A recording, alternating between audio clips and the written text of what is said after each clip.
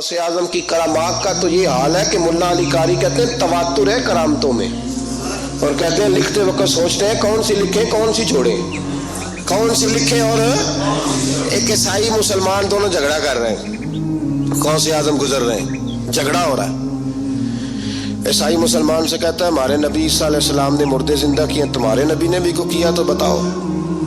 مسلمان پڑھا ہوا نہیں تھا، حالانکہ نبی پاک نے بڑے مردے زندہ کیے، پڑھا نہیں تھا، بتا نہ سکا. غوث اعظم کے کان میں آواز گئی تو جا کے عیسائی کا بازو پکڑ کے جھنجھوڑا. فرمانے لگے کیا کہا تم نے؟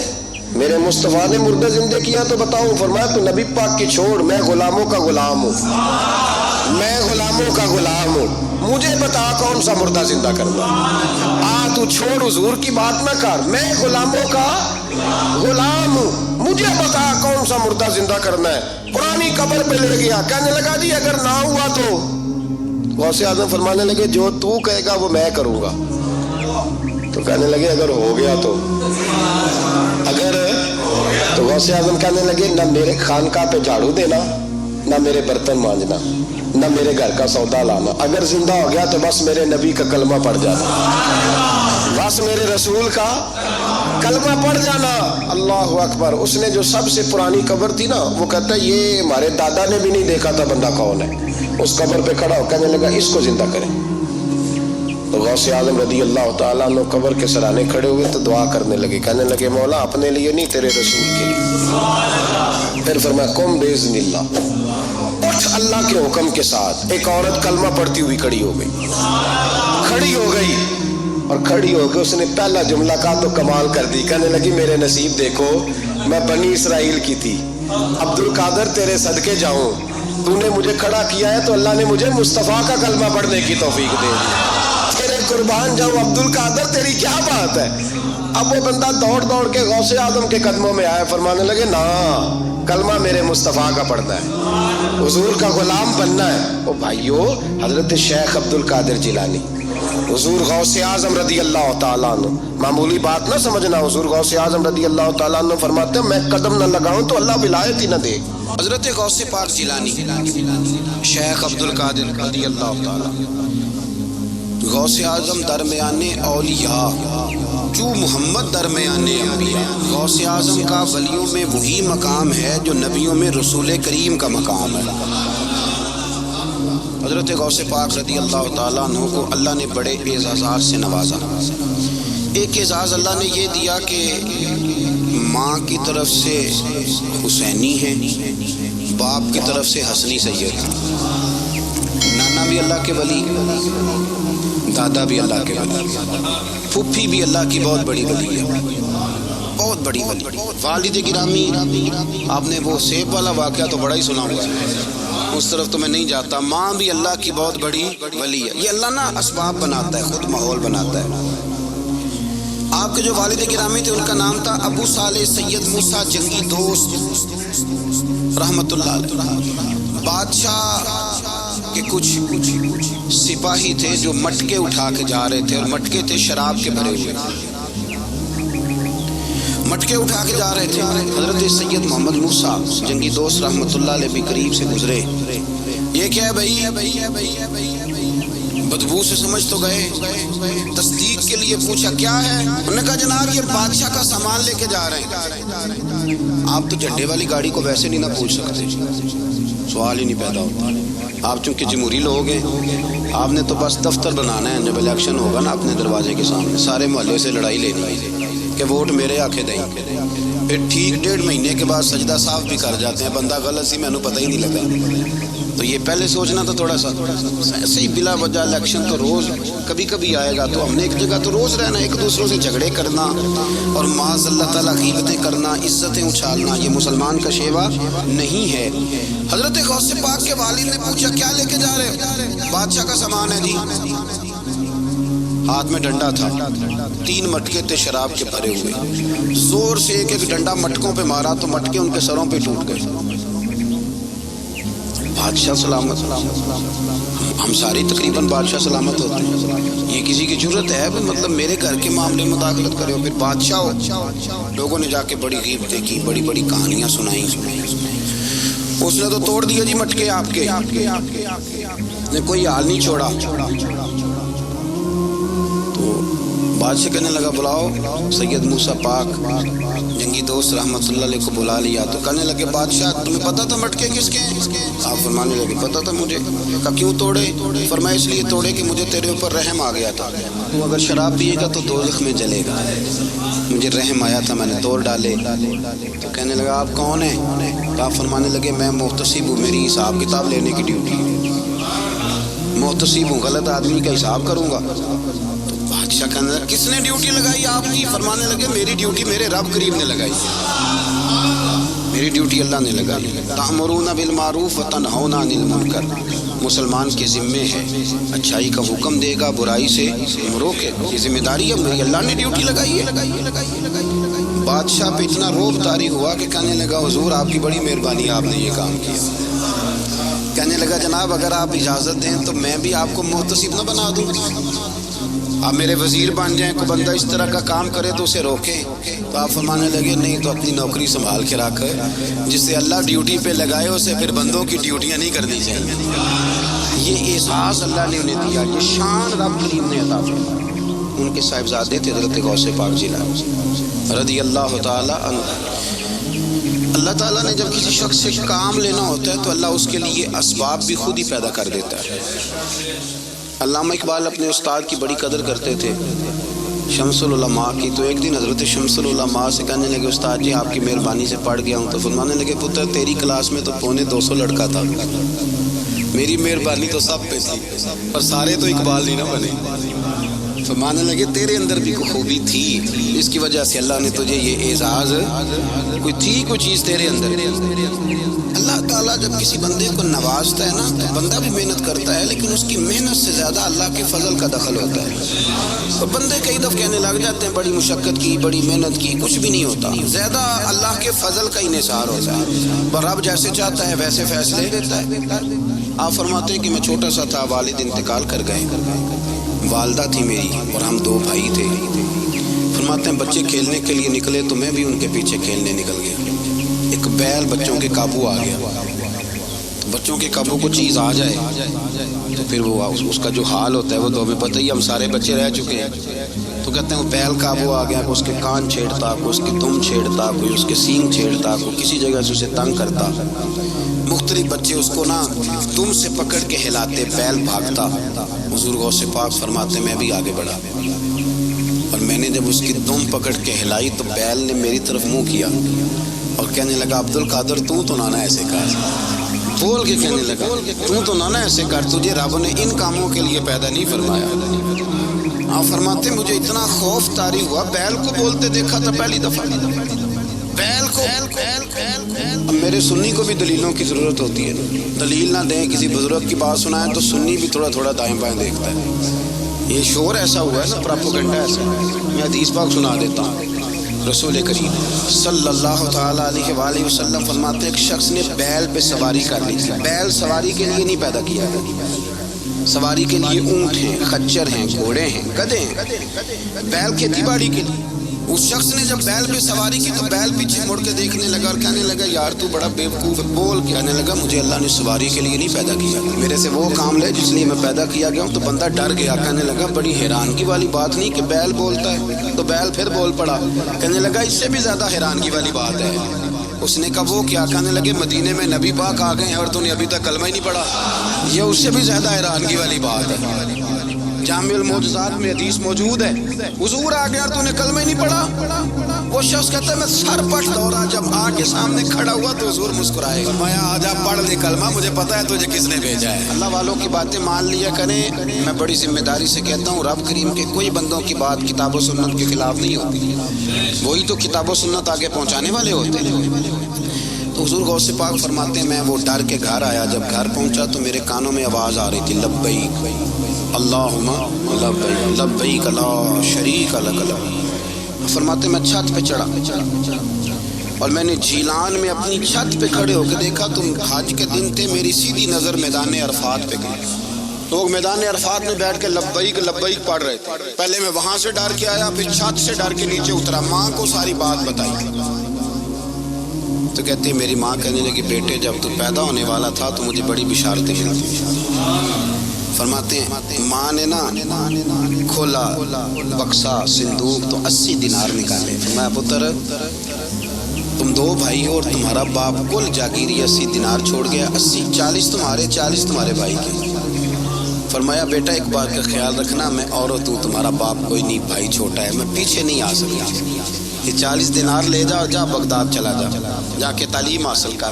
بیٹے میں پہنچ نہیں سکتی, خیال رکھنا. غوث پاک فرماتے ہیں 12 سال میں نے تعلیم حاصل کی یارو, میں نے پتے بھی کھائے اور خود آپ کا فرمان موجود ہے. فرماتے ہیں ایسی سختیاں بھی دیکھیں کہ پتھروں اور پہاڑوں پہ گزرتی تو شاید پگھل جاتے, لیکن میں نے اپنے نبی کا دین پڑھا. اب تو پیر کے گھر میں جو پیدا ہوتا ہے وہ علم لدنی والا ہوتا ہے. سعودہ پتر ہے او خدا کے بندے صبر کر. اگر غوث پاک حسنی حسینی سید ہو کے باقاعدہ پھٹی پہ بیٹھ کے پڑھتے ہیں, تو کس پیر کا مرید ہو گیا جسے علم ہی کوئی نہیں, جو جاہل آدمی ہے. یہ ضروری ہے, علوم دینیاں ضروری ہیں, اس کے بغیر کام نہیں چلتا. اور غوث پاک رضی اللہ تعالیٰ عنہ کی آپ پوری زندگی پڑھ کے دیکھ لیں. غوث پاک تمام اولیاء کے امام ہیں ساری زندگی. غوث اعظم سے کسی نے پوچھا آپ نے سب سے زیادہ دین کا کام کس طرح کیا, تو فرماتے ہیں تقریر کے ذریعے. اب تقریر کرنے والا مولوی ہوتا ہے اور تویز دینے والا سبحان اللہ. غوث پاک رضی اللہ تعالیٰ عنہ فرماتے ہیں میں نے دین کا سارا کام کس ذریعے سے کیا ہے. ہفتے میں 3 جلسے کرتے تھے اور 70 ہزار کا مجمع ہوتا تھا اور بغیر لاؤڈ سپیکر کی تقریریں ہوتی تھیں. اور فرماتے ہیں جیسی سمجھ پہلے بندے کو آتی تھی ویسی آخری والے کو آتی تھی. لوگوں نے کہا حضور یہ کرم کیسے ہوا. فرمانے لگے میں نے جب تعلیم حاصل کر لی تو بولنا آتا ہی نہیں تھا, تو میں بڑا پریشان ایک دن سو گیا تو خواب میں رسول کریم کا دیدار نصیب ہوا. فرمایا تو واز کیا کر, تیرے پاس سے لوگوں کو فائدہ ہوگا. یا رسول اللہ میں اجمی بندہ ہوں, لوگوں کے سامنے کیسے بات کروں گا. تو حضور نے فرمایا منہ کھول نہ ذرا. کہتے میں نے منہ کھولا تو محبوب نے 7 دفعہ لعاب دہن ڈالا میرے منہ. آپ فرماتے ہیں پھر بولتا میں تھا, اثر کوئی اور پیدا کر دیا. حضور غوث پاک رضی اللہ تعالیٰ عنہ نے 40 سال دین کا کام کیا. صبح کے وقت فقہ کا درس دیتے تھے, فجر کے بعد کچھ دیر کر ناشتہ کرتے سو جاتے, پھر آ کے مدرسے میں پڑھاتے باقاعدہ بچوں کو. غوث پاک رضی اللہ تعالیٰ عنہ کی سیرت پر آپ ساری کتابیں پڑھ لیں, ساری کتابیں لو. میں نے بھی بڑی دعویٰ کر دی, یعنی ساری کتابیں جتنی اب تک چھپی ہوئی ہیں ساری پڑھ لو, کہیں نہیں ملے گا کہ ہم غوث پاک کے آستانے پہ گئے.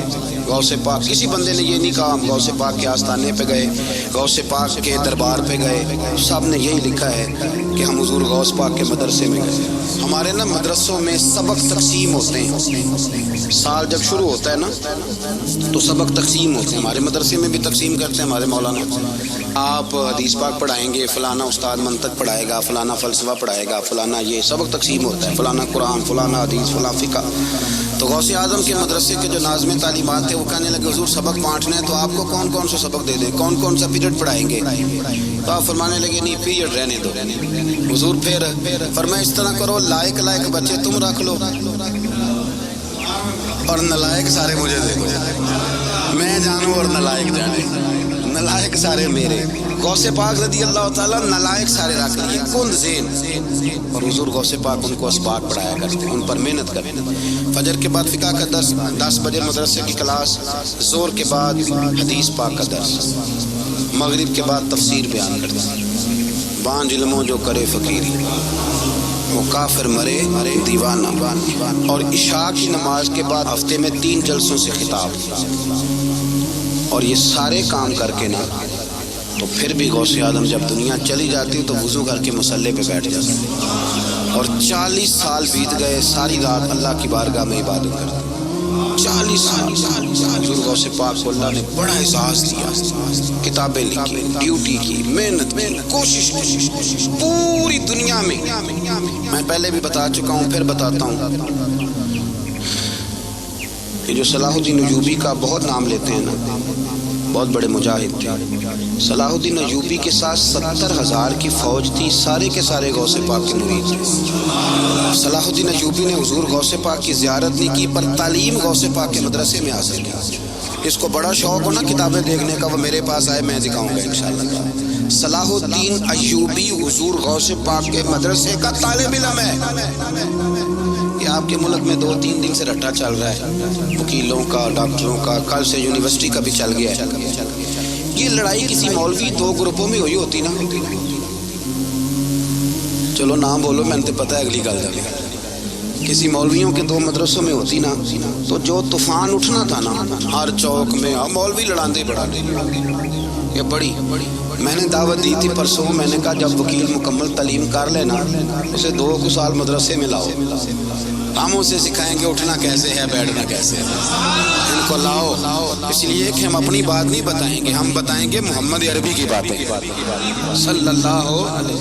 مہربانی کرو، مجھے کوئی شکوہ نہیں ان سے کوئی کسی قسم کا، اس لیے کہ ہمارے ملک میں نا احتجاج کا کلچر پروموٹ کیا گیا ہے، ہم نے یہ ماحول بنا کے دیا ہے سڑک بلاک کرنے کا. یہ ہمارے قریب ایک گاؤں ہے تو روز ڈکیتیاں ہوتی تھی، بچہ بھی قتل، پولیس والے سنتے ہی نہیں تھے، ان بیچاروں نے روڈ بلاک کیا تو سب صحیح ہو گیا، اسی وقت سارا کچھ ہو گیا، پہرے داری بھی لگتی ہے، اپنا چوکیاں بھی قائم ہو گئی، سب کچھ ہو رہا ہے.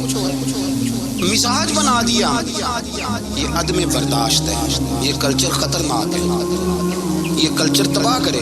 وکیل کوئی غیر نہیں، ہمارے اپنے بھائی ہیں. کون ہے وہ؟ ڈاکٹر کون ہے؟ ہمارے اپنے. یہ جو بچے یونیورسٹی میں لڑے کون ہے؟ ہمارے اپنے. ہم ان کو کاٹ کے نہیں پھینک سکتے، یہ کوئی دوسرے لوگ نہیں، سب کو ضرورت ہے ایک دوسرے کی. لیکن خدا را مہربانی کرو، معاشرے میں برداشت کا کلچر پیدا کرو، سکون کا کلچر پیدا کرو، سہنا سیکھو. سنو ایک بات کرتا ہوں، اللہ کرے کہ میں سمجھا سکوں. سارے فیصلے خود نہ کرو. اگر تمہیں نظر آئے نا کہ آپ کے ساتھ کہیں ناانصافی بھی ہو رہی ہے تو ساری عدالتیں دنیا میں نہیں لگنی، ایک قیامت میں بھی لگنی ہے. ہاں امام حسن کو زہر دے دیا گیا تو امام حسین کہنے لگے بھائی بتاؤ کس نے دیا ہے؟ فرمایا حسین اگر وہی وہ نہیں اس پر مجھے شک ہے تو میں کسی آدمی کا بلا وجہ تمہیں نام کیوں بتا دوں؟ کہا پھر بھائی آپ اشارہ تو نہیں بتا دے. تو فرمایا حسین اگر وہی ہے نا جس پر مجھے شک ہے تو پھر بھی میں نے فیصلہ اپنے رب پہ چھوڑ دیا. فرمایا میرے رب سے زیادہ بہتر فیصلے کرنے والا کوئی موجود؟ کچھ فیصلے اللہ پہ چھوڑ دیں. آپ یقین کریں آپ کو بڑا ہی مزہ آئے گا، آپ کو سکون آئے گا زندگی میں. کچھ فیصلے اللہ پہ چھوڑو. برداشت کا کلچر پروموٹ کریں اس وطن کے اندر. یہ بڑا پیارا ملک ہے، اس میں برداشت کا کلچر پیدا کریں. وکیل کو ہر وقت ڈاکٹر کی ضرورت، ڈاکٹر کو ہر وقت وکیل کی ضرورت ہے. ہم ایک دوسرے کے بغیر دیکھیں نا، میں نے آئین بھی رکھا ہوا ہے پاکستان کا، لیکن اس کے باوجود کوئی مسئلہ بن جائے تو میں کسی وکیل صاحب کو فون کرتا ہوں. میرے دوست ہیں، میں پوچھتا ہوں کہ یار یہ مسئلہ ہے، اس کا کیا حل ہے؟ ہم مل کے رہتے ہیں معاشرے میں. برداشت کے کلچر کو پروموٹ کریں، پیار کریں، محبت بانٹیں. یہ وطن ہے، اس کو مل کے سنواریں گے تو انشاءاللہ تعالیٰ یہ رسول اللہ کے دین کا قلعہ بنے گا بڑا مضبوط. اس سے پیار کریں. مثبت غلط بات ہے تو اس کو آپ سمجھائیں، اس پر تبلیغ کریں، لیکن یہ نہ کریں کہ آپ عدم برداشت کا ماحول پیدا کریں. حضور غوث پاک رضی اللہ تعالیٰ عنہ دین کا کام. ایک بات، اللہ والوں کے پاس لوگ دعاؤں کے لیے جاتے ہیں. کیوں جاتے ہیں؟ سنو، میرے ساتھ ایک شخص رہتا ہے، صبح سے شام تک میری ڈیوٹی کرتا ہے، نوکری کرتا ہے، خدمت کرتا ہے، گاڑی چلاتا ہے، یہ کرتا ہے وہ کرتا ہے. ایک صاحب ہے جو 3 سال کے بعد ملتے ہیں. وہ جو 3 سال کے بعد ملتے ہیں وہ شکوہ کرتے ہیں کہ پیر صاحب اس کی بات زیادہ مانتے ہیں. پیر صاحب اب کدھر جائیں، یہ سارا دن پیر صاحب کی مانتا ہے. نہیں سمجھ آ رہی ہے آپ کو بات؟ یہ مزاج ہے نا جی.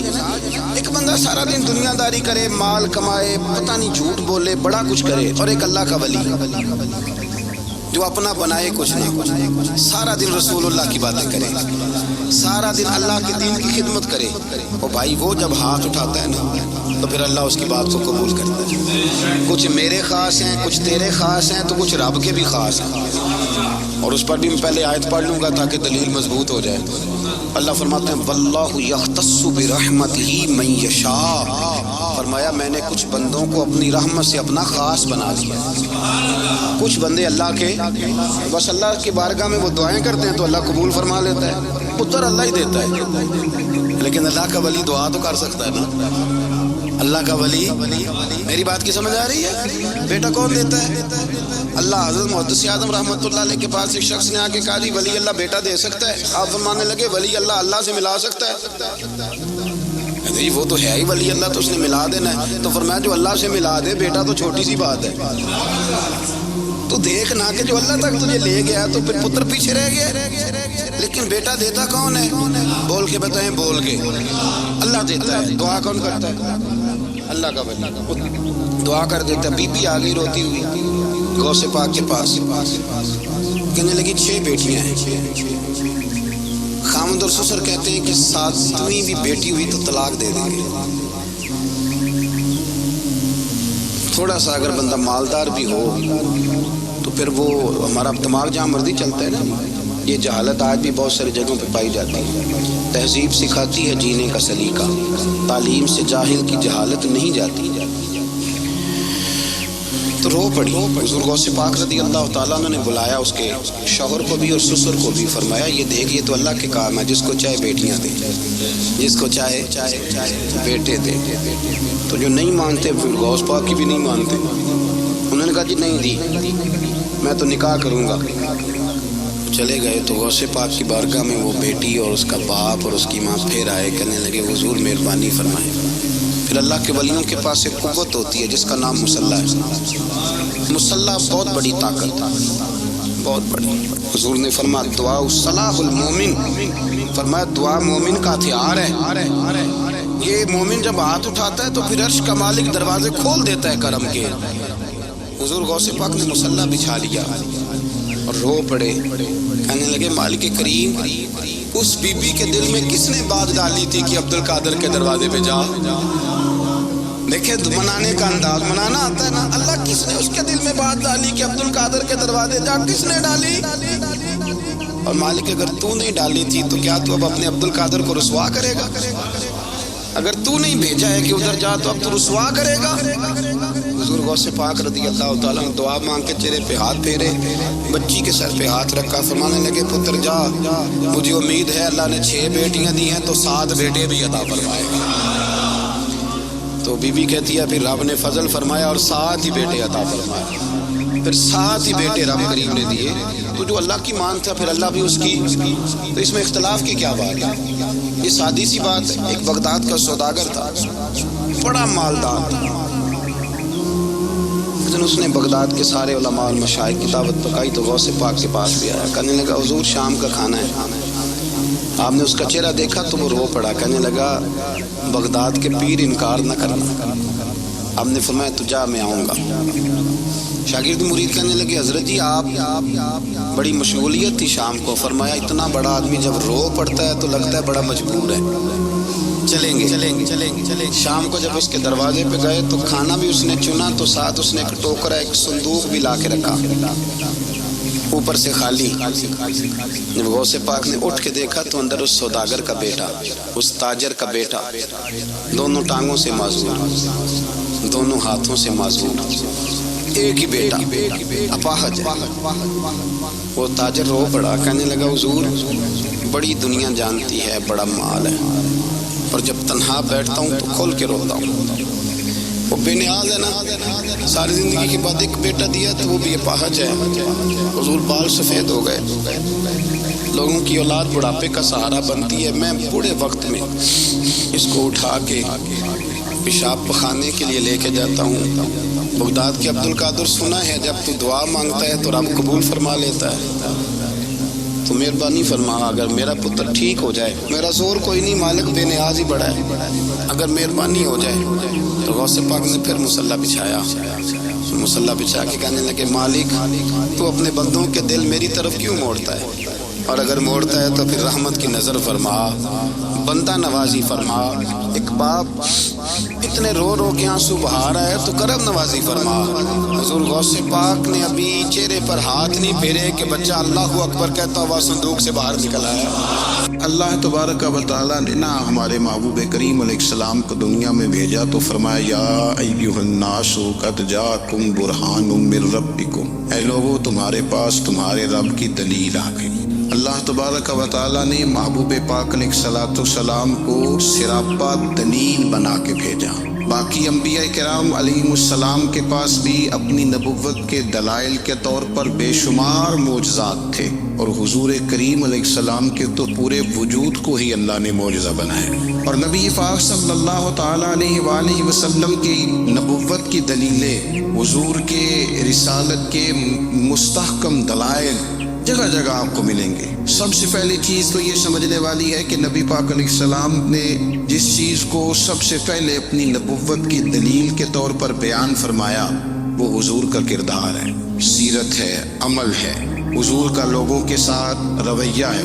नबी पाक अलैहिस्सलाम की तबलीग के 3 दौर हैं। एक तो हुजूर ने अपने कौल से तबलीग फरमाई, वो 40 साल की उम्र से महबूब ने ऐलान फरमाया और तबलीग की। और एक नबी पाक सल्लल्लाहु ताला अलैहि वसल्लम बिन वास्ता हुजूर की तबलीग है जो आज तक जारी है। उम्मत के उलमा, मशाइख, मुबल्लिगीन हुजूर के दीन को आगे फैला रहे हैं। तो दरअसल ये भी तबलीग रसूल पाक अलैहिस्सलाम ही की तबलीग। और एक हुजूर की तबलीग का दौर है हुजूर की पैदाइश से लेकर विलादत मुबारका से लेकर हुजूर अलैहिस्सलाम के ऐलान नबुव्वत तक।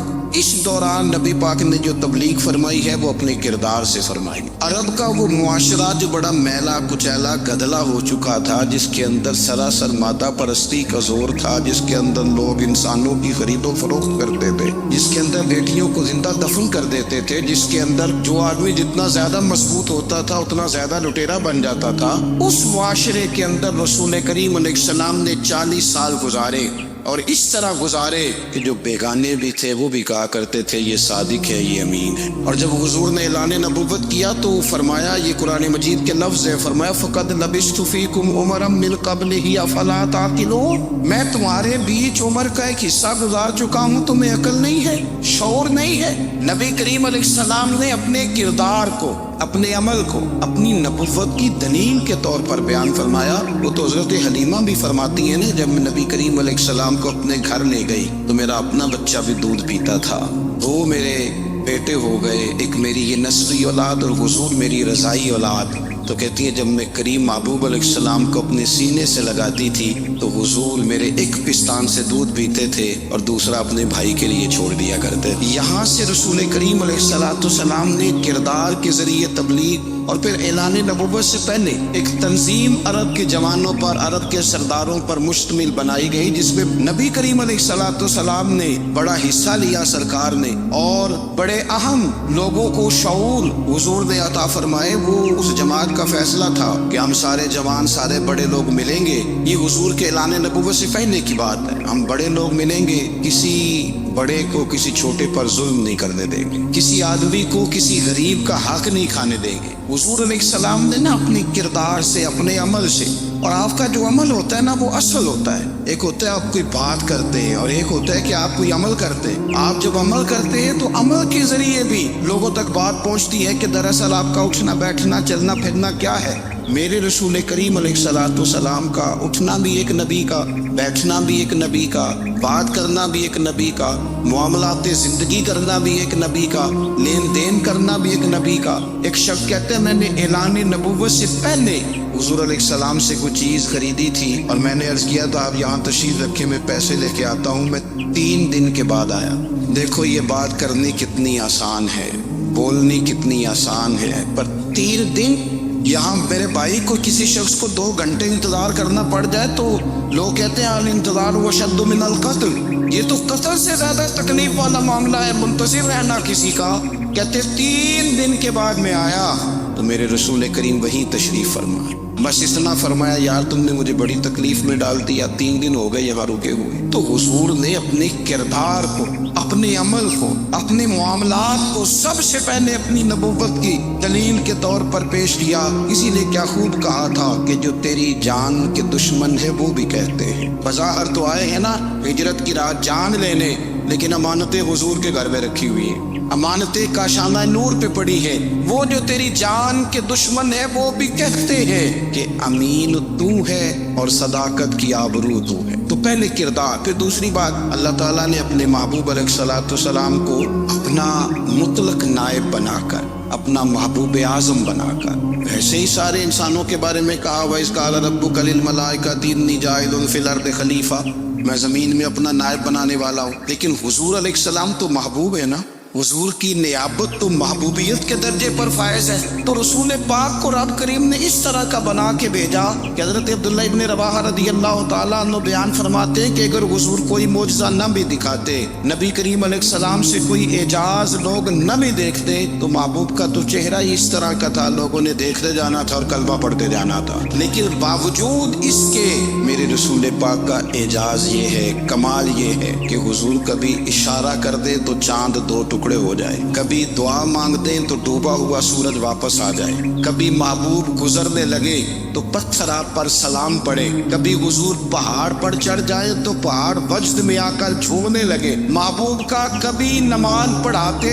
इरादा बन जाए तो अल्लाह ताला किबले का रुख ही तब्दील फरमा दे। क्या खूबसूरत सोच है और क्या नजरिया देते हैं बरेली के इमाम। फरमाते इजाबत का जोड़ा, इनायत का सेहरा, दुल्हन बन के निकली दुआए मोहम्मद, और इजाबत में झुक कर गले से लगाया बड़ी नाज से जब दुआए मोहम्मद। देखो खुदा की रजा चाहते हैं, दो आलम खुदा चाहता है रजाए मोहम्मद सल्लल्लाहु ताला अलैहि वसल्लम। और एक मकाम पे फरमाते हैं नाइबे दस्ते कुदरत पे लाखों सलाम, नाइबे दस्ते कुदरत पे लाखों सलाम। तो अल्लाह ताला ने नबी पाक सल्लल्लाहु अलैहि वसल्लम को जो एजाज। फिर एक और बात, हुजूर उम्मी है, दुनिया में आकर महबूब ने किसी से पढ़ा ही नहीं। मेरे महबूब ने जितना पढ़ा है रब करीम से ही पढ़ा है। अर्रहमान वल्लमल कुरान खलकल इंसान, रहमान ने कुरान सिखाया फिर इंसान बनाया। अल्लाह तबारक व तआला की बारगाह करम से हुजूर ने लिया।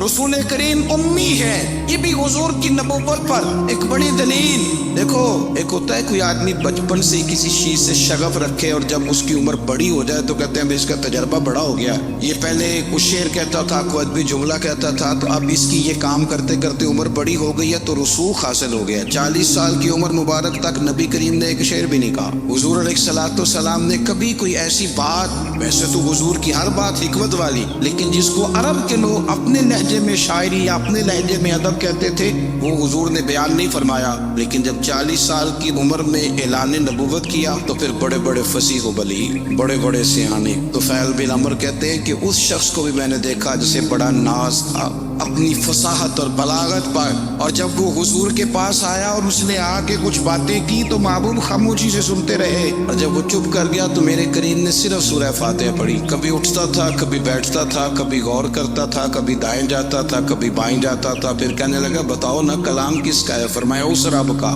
उस रब का, उस रब का जिसका मैं रसूल बन के आया हूँ। नबी करीम सल्लल्लाहु ताला अलैहि वसल्लम उम्मी है, लेकिन हुजूर ने कायनात के राजों से पर्दे हटा दिए। नबी करीम ने जीने के सलीके बता दिए। हुजूर ने हर शख्स को उसके मकसद हयात से आगाह कर दिया। नबी करीम अलैहिस्सलाम ने वो फलसफा हयात बयान किया कि लोगों को सिर्फ जीने में मजा नहीं आया, मरने में भी मजा आने लगा। लोग आगे बढ़ बढ़ के जाने पेश करने लगे, अपनी औलादें कुर्बान कर, जो फलसफियों से खुल न सका और नुक्ता बरों से हल न हुआ, वो राज एक तैबा वाले ने बतला दिया चंद इशारों में। महबूब करीम उम्मी है, लेकिन हुजूर ने इस तरह दुनिया को सिखाया, इस तरह दुनिया को पढ़ाया, इस तरह हुजूर ने इल्म के चिराग और दीप रोशन किए कि क़यामत तक जिसे रोशनी मिलेगी ना, उसे सिर्फ दरवाज़ा मुस्तफ़ा से मिलेगी, उसे रसूल करीम अलैहिस्सलाम के दरे दौलत से मिले। कुछ लोगों ने कहा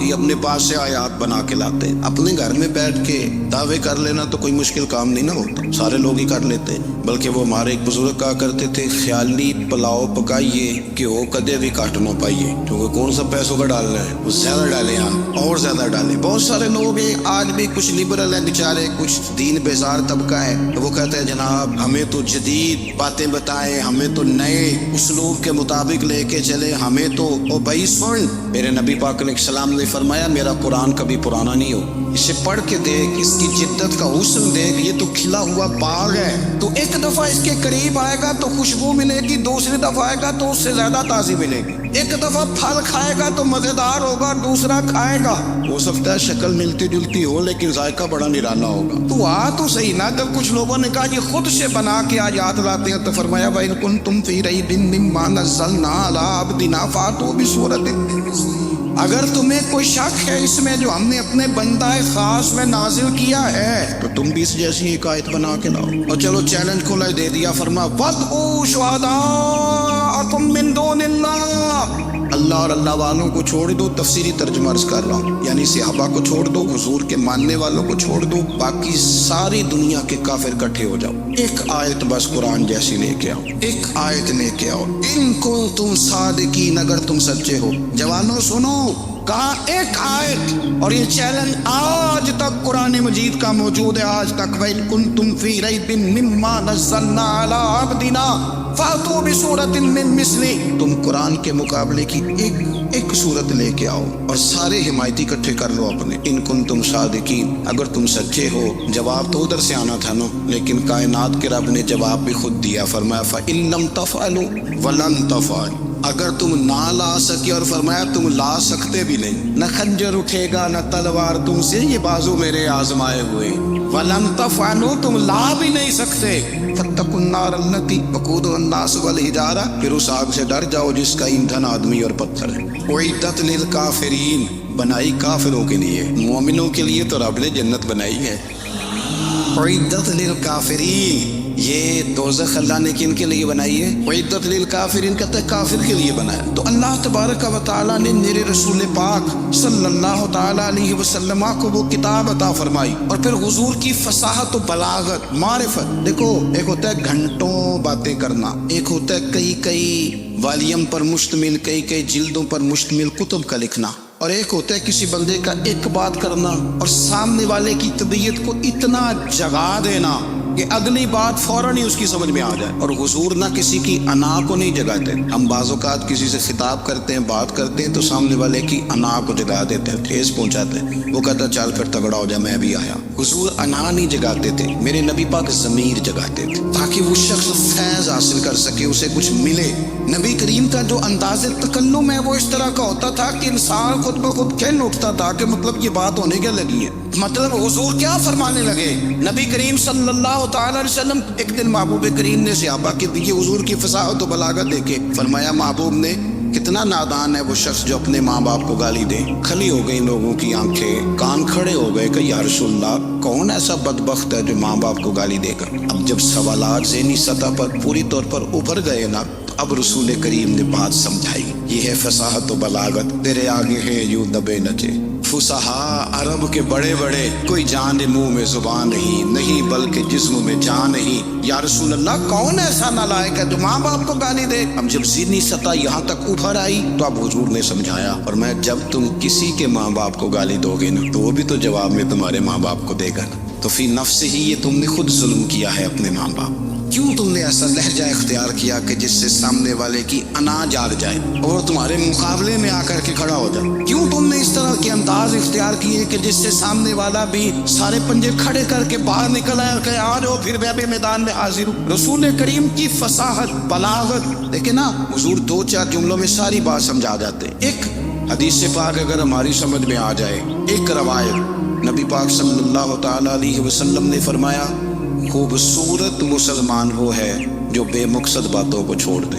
لو اس سے پوری زندگی سجائی جا سکتی ہے ایک جملے سے. کوئی لمبی چوڑی باتوں میں جانے کی ضرورت نہیں. کہا خوبصورت مسلمان یہ ہے جو بے مقصد باتوں کو چھوڑ دے, لا یعنی باتوں کو. کیا کہتے ہیں ہمارے دیہات کے لوگ, جڑے پنڈ جانا نہیں وہ راہ پوچھنے دی, لیکن آج کل لوگ باز آندے یعنی جس بات کا بالکل تعلق نہیں نا وہ بات بھی کرتے جاتے ہیں, جس کا شعبہ ہی نہیں وہ بھی چھلانگ لگا کے اس میں آ جاتا ہے. ہم اپنا وقت ضائع کرتے ہیں, اپنی صلاحیتیں ضائع کرتے ہیں, اپنا نقصان کرتے ہیں. ہم اپنا کام صحیح کر کے نہیں کرتے اور دوسری ساری دنیا کو ٹھیک کرنا چاہتے ہیں. وہ بھائی آپ جس جگہ جس شعبے سے تعلق رکھتے ہیں آپ اپنے معاملات میں مضبوطی پیدا کریں. حضور نے اپنی فصاحت کے ساتھ بلاغت کے ساتھ لوگوں کو قائل کیا, اور قرآن مجید کی تاثیر کا یہ اثر میرے کریم رسول نے دکھایا کہ رات کو جب حضور بیٹھ کے قرآن پاک پڑھتے تھے نا, جب یاسین والے نبی خود یاسین کی تلاوت کریں, جب طٰہٰ والے محبوب خود طٰہٰ کی تلاوت کریں, غور کرو نا جب مدثر والے محبوب خود ان جملوں کو ادا کریں, یعنی جن کے بارے میں آیت آئی ہے